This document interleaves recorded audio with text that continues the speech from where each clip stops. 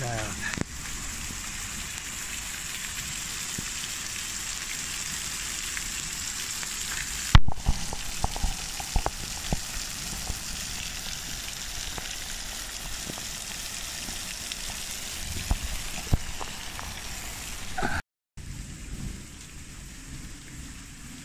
Tulee vettä aika tosissaan. Ja tuoltakin kovaa vauhtia rappusi alas.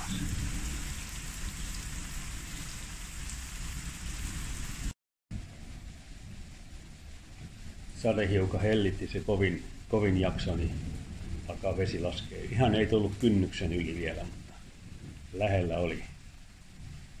No, tässä on kyllä kuitenkin sadevesikaivo täällä, mutta sinnehän, tai anteeksi toi viemärikaivo, mutta tänne asti se vesi ei tullut.